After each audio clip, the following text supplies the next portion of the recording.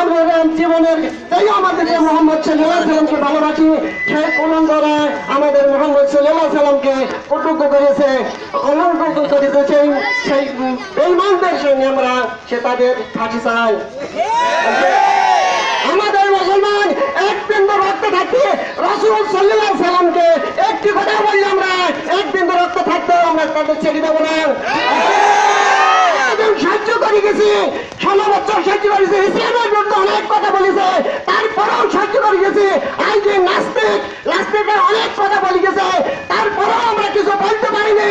আজকে নাস্তিক তোমরা এক বিন্দু মুসলমানদের বিরুদ্ধে কথা বললে কোন মুসলমান ছেড়ে দেবে না, দেবে না, দেবে না।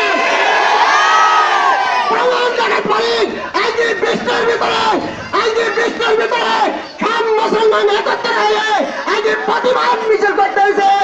আজ এক পর্যন্ত অর্থ থাকা পর্যন্ত এই নাস্তিকদের তোমাদের আমরা ছেড়ে দেবো না। এই বলে আমাদের শেষ হচ্ছে। আসসালামু আলাইকুম। আলহামদুলিল্লাহ, এ পর্যায়ে অল্প সময় আলোচনা করবে আমাদের বাজার বাবা মসজিদ ইমাম সাহেব। আসসালামু আলাইকুম ওয়া রাহমাতুল্লাহি ওয়া বারাকাতুহু। আলহামদুলিল্লাহ ওয়া আসসালামু আলাইকুম। সময় হাজিরিন, আমরা ইতিপূর্বে অনেক কথা শুনলাম। যাই হোক, মেঘলা আকাশে আমরা সকলে উপস্থিত না হওয়ার কারণে হতে পারিনি। যারা এই প্রোগ্রামে যারা উপস্থিত হয়েছে সকলকে শুকরিয়া জানাই।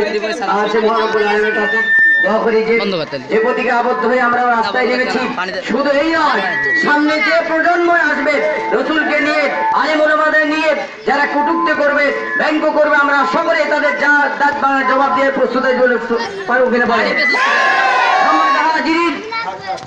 আজ আমরা সকলে সমাবেত হয়েছি, রসুলের কটূক্তি করেছেন। আল্লাহ রাব্বুল আলামিন বলছেন, আমি রসুলকে তোমাদের জন্য আদর্শ মডেল করেছি। সেই মডেলকে যারা কটূক্তি করবে, বাংলার জমিনে যারা করবে, তাদের জবাব দেবো। কথা বলেন ঠিক কিনা? এখন থেকে প্রকৃতিকে আবদ্ধ হয় রসুল করিম